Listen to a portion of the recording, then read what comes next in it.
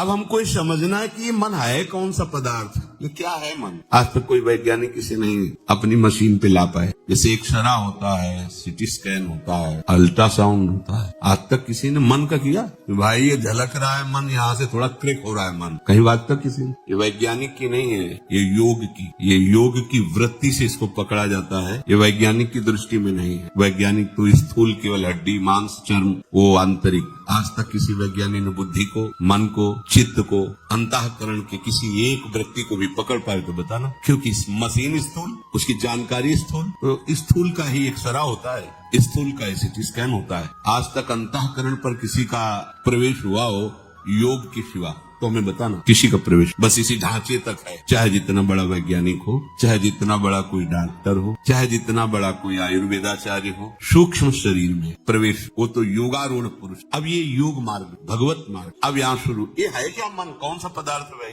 क्या है ये कह रहे हैं कि तुम्हारे जड़ शरीर और परमात्मा आत्मस्वरूप, इसके बीच की एक आकर्षण शक्ति बड़ा विलक्षण है। इसे ना आप जड़ ही कह सकते हो, ना इसे चेतन नहीं कह सकते। आप इसको ये भी नहीं कह सकते कि जड़ आनंद का पूर्ण मूर्तिमान स्वरूप इसी में प्रकट होगा। आप इसे चैतन्य भी नहीं कह सकते क्योंकि प्रकृति से मना कष्टान इंद्रियाण प्रकृति स्थान कर्षति, इसी से बंधन और मोक्ष है। इसी से मन एवं मनुष्याणाम कारणम बंध मोक्षयो। यही जब तक ये बिचौलिया इधर रहेगा संसार की तरफ तो आप बंधे हैं, कोई भी हो। प्रभु की तरफ आ गया तो आप मोक्ष की प्राप्ति। हम लोग जो उपासना के मार्ग में है, बीच में त्रिशंकु की तरह भी है, ना पूरे प्रभु की तरफ हो पा रहे और न संसार भी अब अच्छा लग रहा है। ये स्थिति ज्यादा भयावह होती है। कम से कम संसारी मूढ़तावश सही, वो अपने मार्ग में तो है, मूढ़तावश अज्ञान के मार्ग तो उसी में राजी है। 100 कुंतल गेहूं हो गया है, थोड़ी लाही चना हो गया है, बढ़िया है, वो खुशी हो गया इतने में, बढ़िया है। बच्चों का ब्याह हो गया, वो मुक्त हो गया। देखो ना अनुभूतियां, देखो ना,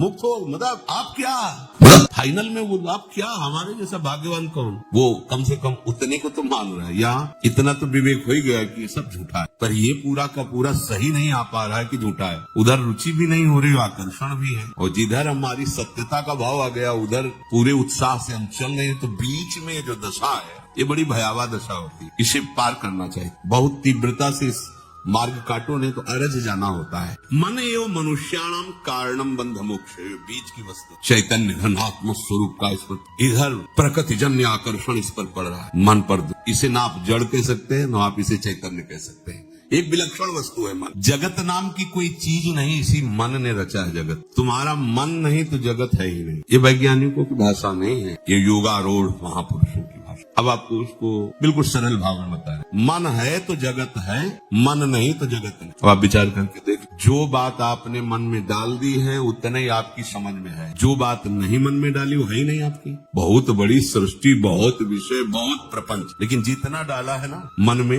उतने ही आपके है। इसके बाद कहाँ है बताओ। आप सोचो कैसा है हालैंड, थाईलैंड, अमेरिका, कैसा भला दिखा दे मन आप, लेकिन चित्रपट में भी अगर देखा है और डाल दिया है मन में, मन से ही जगत है, नहीं तो है। बोले है तो तभी तो चित्रपट डाला उसमें, तो वो भी जो चित्र बना किसी मन के द्वारा ही बना है। वो भी जो बना स्थान जिसमें चित्र में डाला गया वो भी मन के द्वारा ही बना है। कैसे? बोले जैसे स्वप्न में शरीर स्थूल पड़ा हुआ है और स्वप्न में पूरे का पूरा संसार रच दिया इस मन ने। मन ही अस्त्र बना, मन ही मारने वाला बना, मन ही मरने वाला बना, मन ही बचाने वाला बना, मन ही खाने वाला बना, मन ही खिलाने वाला बना, जो वस्तु खाई जाती वो मन बना। सब कुछ स्वप्न में केवल मन बना, केवल मन, दूसरा कुछ नहीं। स्वप्न में केवल मन बना और जब जगे आप तो कुछ था क्या, ये कब पता चला? जब जगे। अगर आपको जगत दिखाई दे रहा तो अभी जगे नहीं।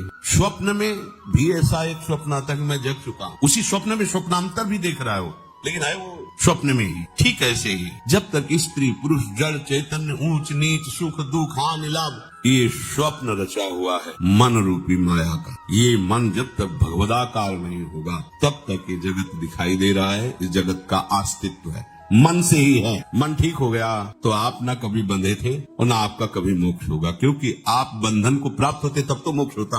आपको कोई बांध ही नहीं सकता, आप भगवान के अंश हैं। ये संकल्प विकल्प करके जैसे स्वप्न में पूरी सृष्टि रचता है। जनक जी ने तो ये देखा, एक दिन स्वप्न में देखा कि उनका राज्य छिन गया है, बहुत गरीब हो गए हैं, भूख से बहुत व्याकुल है। उन्होंने किसी तरह मांग करके गांव से कुछ चावल और दाल इकट्ठा किया और मिट्टी के उस पात्र में उसको रखकर उपला बीन करके उसको पका रहे थे खिचड़ी। इतने में 2 सांड लड़ते हुए आए, वो खिचड़ी मिट्टी का पात्र फोड़ बड़े भूख से और जब जगे अपनी शैया पर, देवताओं को भी जो सुख नहीं महाराज जनक जी को प्राप्त थे। सिया जी के पिता होने का सौभाग्य मिला, ज्ञानियों में शिरोमणि विदेहराज। ये क्या था? भूख से व्याकुल दर दर भटक रहा था। ये सत्य कि अभी इस राज वैभव में, कि ये सत्य कि वो क्या? एक शब्द में अष्टावक्र जी ने उत्तर दिया था, ना ये सत्य ना वो सत्य। जिसे तुम जागृत में देख रहे हो ये मोह निद्रा का स्वप्न है, और जिसे तुम स्वप्न में देखा था वो तमोगुणी निद्रा का स्वप्न है। दोनों स्वप्न ही है। ये दोनों स्वप्न मन के बनाए हुए हैं, नहीं तो भगवान के सिवा एक कण भी कोई और नहीं। पक्की बात है। ये मन जब तक भगवदानंद में युक्त नहीं होता तब तक ये जगत का प्रपंच स्वयं रचता रहता है। ये जिस पदार्थ को ग्रहण करता है वही रूप बना लेता है अपना। देखो गुलाब जामुन, मन बन गया गुलाब जामुन, स्वाद बन गया, रसेंद्री में स्वाद आ गया, आंखों के सामने गुलाब जामुन आ गया, मन में व्याकुलता पैदा हो गई। ये कुछ भी हो, कैसे गुलाब जामुन, जलेबी, जो चाहो। अब देखो जहां आपने किसी वस्तु को आनंद अंश में स्वीकार किया, इसमें सुख है, वो पूरा का पूरा मन बन जाएगा। देख लो आप, किसी भी विषय, पदार्थ, वस्तु, व्यक्ति, स्थान, वो मन बनता है। अमुक भूख, मन वही सीन ले आया, वही व्यक्ति ले आया, वही आनंद ले आया, वही बन रहा है, दूसरा कुछ नहीं। बाहर तो क्रिया होगी केवल, बन के वो सब तैयार कर दिया मन, पूरा का जाल रच दिया। ये स्वयं मन बन जाता है। राग के साथ ही जीवित है मन, और जब तक जीवित है तब तक ये प्रभु के लायक नहीं है। मरना पड़ेगा इसका मरना, राग रहित हो जाना। राग से ही चलता है मन, राग से ही ये संसार को रचे हुए। राग नष्ट हो अर्थात वैराग्यवान जब अनुराग रस को प्राप्त होता है तो ये मन नहीं रहता, ये भगवत। इसीलिए इसे केवल जड़ भी नहीं कह सकते और चैतन्य भी नहीं कह सकते। जड़ की तरफ आकर्षित है तो जड़वत चेष्टा करता है, और चैतन्य की तरफ आकर्षित हो जाए तो भगवत स्वरूप मन है। सारे अनर्थों की उत्पत्ति का स्थान राग से ही मन जीवित है। राग ना हो तो विषयों में सुख का अनुभव कोई कर ही नहीं सकता। विषयों में सुख है ही नहीं, राग में। कभी कभी जैसे शराब पीने वाले देखा ना, ऐसे से कर, और फिर पीता जा रहा है ऐसे, मतलब एक इंद्रिय उसकी कह रही नहीं, राग है। ऐसे भी दर्शन हुए, यही देखा है परिक्रमा मार्ग में, धाम के सामने बीच से नाली रज का था। पहले तो रोड बना ही नहीं, शाम के बाद कोई नहीं निकलता था इधर से, कभी कोई ब्रजवासी ऐसे, गाड़ी वाड़ी तो सवाल ही नहीं था, स्कूटी आदि तो इधर, बड़ा आनंद रज, और नाली बीच से बहती थी ऐसी टेढ़ी में। हमने देखा कि एक आदमी जो है जैसे कोई बैतरणी पार कर रहा हो तो किनारे खड़े विचार करता है। रात्रि से 8-9 बजे वो कदम बढ़ाता है, फिर लौट जाता है। ऐसे कोई नाली है, मतलब जरा सी नाली ऐसे, मतलब 10-5 मिनट तो विचार मग्न रहा कि जैसे किस उपाय से दरिया पार की जाए। जैसे आप सच्ची वाली है, पैर उठाया उसी नाली में गिर गया, मतलब नाली नहीं पार कर। और जब अब ये हुआ कि अब मर न जाए नाली, तो उसको बदबू आई थी, जब उठाया ऐसे उसकी, मतलब राष्ट्रपति भी ऐसे बोलने में हिचके, अहम की धरा चरम सीमा की, उसको लग रहा है आनंद में निमग्न, नाली में पड़ा है आनंद। देखो क्या हुआ, राग मान लिया उस। कैसी दूसरे लोग देख करके उपहास करते, घृणा बुद्धि करते, लेकिन वो दूसरे दिन फिर उसे पैसा लगा। ये सारा का सारा अनर्थ राग में छुपा है। और ये राग कहाँ है? मन। अगर मन वैरागी हो जाए, अभी परमानंद की अनुभूति, ये जिस विषय में दुख देख लेगा उसे भूल कर नहीं करेगा, पर राग छुपा होने के कारण बातों से भले कहे। जैसे अब उसी का लड़का अगर कहीं ठेके पे खड़ा दिखाई दे, यद्यपि वो शराबी, पर उसको चुभेगा, वो कहेगा बेटा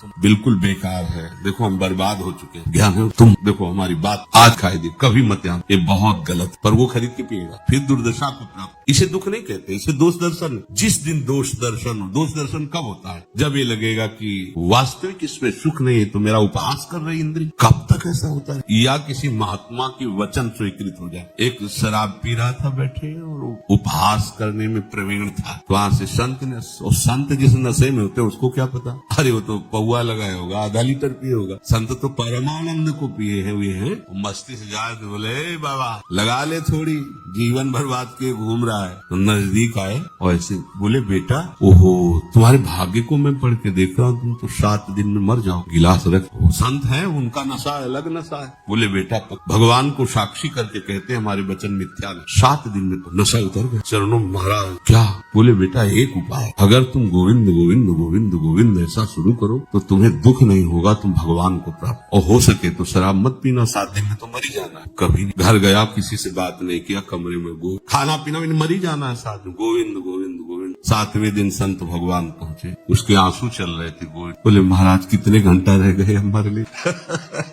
बोले 7 दिन से पिया तो नहीं, बोले नहीं पिया भी नहीं, कुछ खाया भी नहीं, बस गोविंद गोविंद गोविंद। तो बोले बेटा तुम तो अमर हो, अब तुम मरोगे। हाँ, शरीर किसी दिन 7 दिन के अंदर छूट जाएगा, रविवार से रविवार तक 7 दिन ही होते, इन्हीं में किसी में मरोगे, अब तुम अमर हो गए। हमसे कह रहे तो थोड़ी लगा लो ना, तो हमने थोड़ी अपनी लगा दी, आपके ऊपर चढ़ गया ना साहब, रात दिन जपो गोविंद गोविंद, गलती मत कर। या तो मृत्यु जनित दुख का आभास हो जाए तो हर चीज आप छोड़, परिवार मकान दुकान सब छोड़ना बड़ा कठिन। तो अभी पता चल जाए कि अगर तुम शाम तक गायब नहीं हो गए तो सरकारी हिसाब से तुम फांसी में चढ़ा दिए जाओ, तो पूरा जीवन किसी गुफा में काटना मंजूर करेगा, लेकिन फंसना मंजूर। सबसे वैराग्य उसको हो जाए, या तो भय और या अत्यंत राग। कोई मिल जाए मुस्कुरा के तो पूरा परिवार छोड़ देगा, संपत्ति छोड़ देगा, कुल छोड़ देगा, धर्म छोड़ देगा। 2 चीजें हैं, या तो राग और या तो भय। राग से राग कटता है और भय से भी राग का त्याग हो जाता है। तो या तो तुम्हें काल का भय, मृत्यु का भय, दुख का भय सतावे तो प्रभु की शरण में आओ, जो सभी तावा शरणाई